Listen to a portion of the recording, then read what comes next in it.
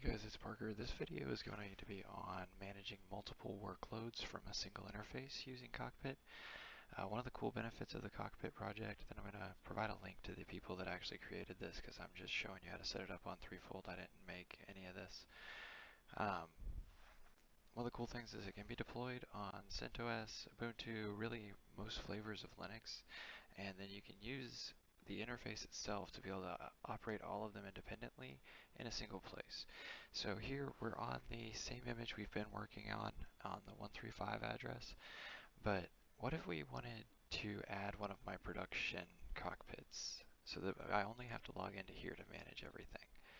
So to do that, first we're going to need to import our SSH private key so that this cockpit can talk to the other nodes.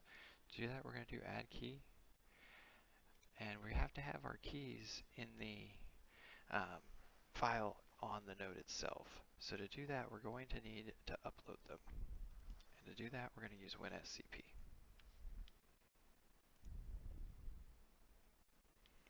So here, we're going to do a new site because I haven't logged into this one yet. We're going to do the address of the node.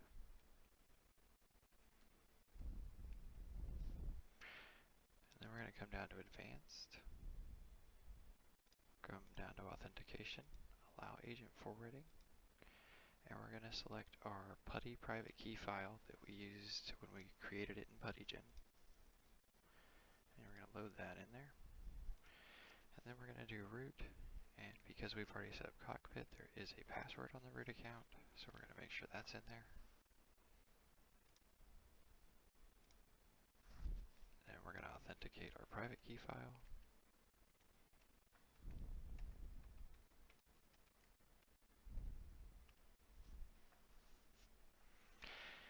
Now we're going to navigate to our root directory. We're going to hit Find Files. And you'll see that we don't actually have a root directory here yet for SSH.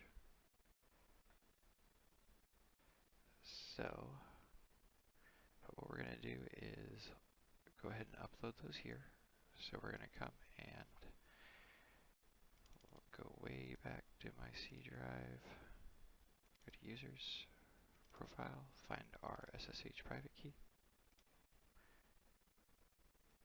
And we're just going to grab those guys and put them over here.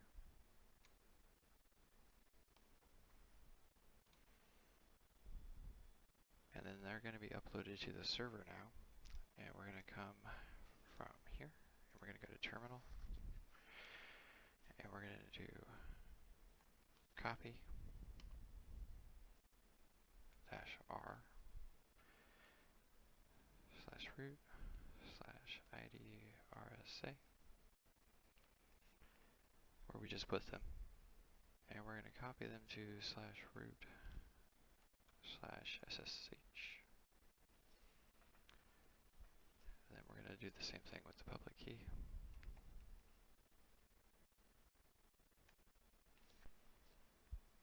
And now those are going to be in the proper directories, so we're going to get rid of them from here. Now when we reload Cockpit here, and we go to Session, it's going to see the key. And we're going to log into that key.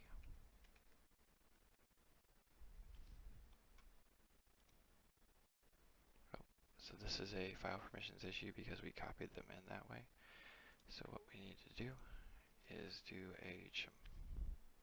change the permissions of the file. So we're going to change the permissions of our private key that is at root.ssh /id rsa. And we're going to make that a 600.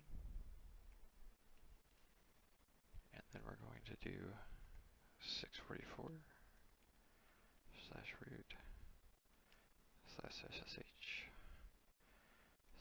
/id rsa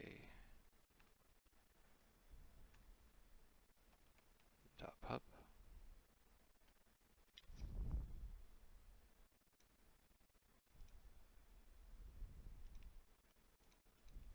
Now, if I remember correctly, we should be able to use this.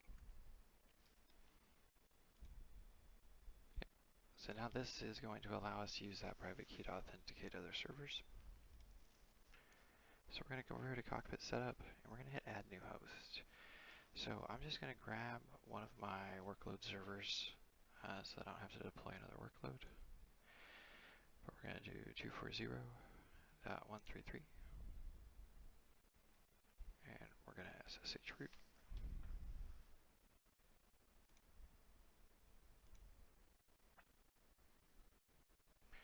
And now I can just come up here, and that's going to give me the full interface of production 1, which is an entirely separate workload deployed on the grid, actually running 2204. And then I can just click here, come back to my workload that's also running on the grid, running 22.1. We can take this a step further. We can add 134.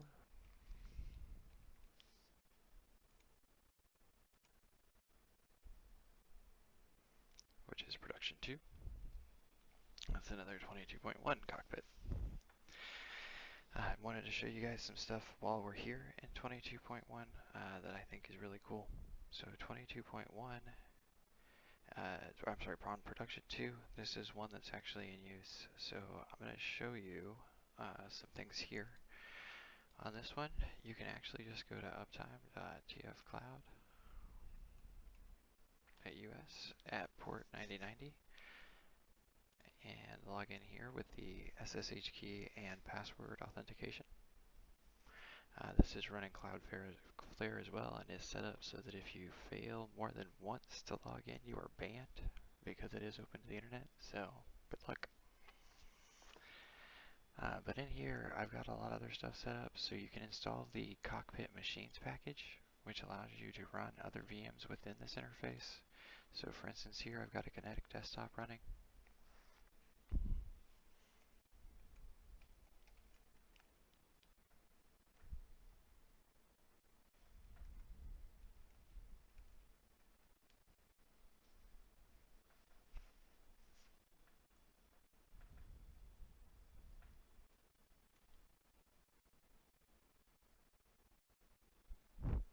Well, I guess I don't know the password to my account. There we go. So in here you've got full networking.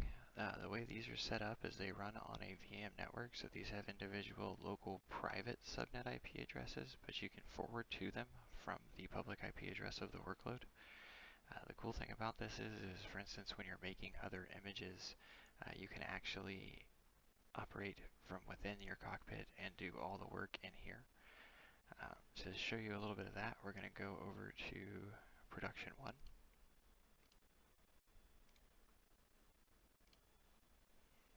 So here on production 1, you've got a cockpit image that is running on an Ubuntu server VM.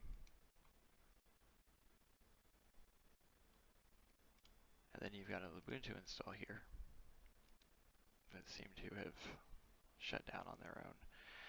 But what you're able to do is I can actually log into the web GUI interface of this VM from this VM without exposing them to the internet, so that I can make changes in that and then save those images and deploy them on the grid. With that, guys, I'm going to cut this video off there, but I hope you've enjoyed watching, and I hope you enjoy deploying on the Threefold Grid.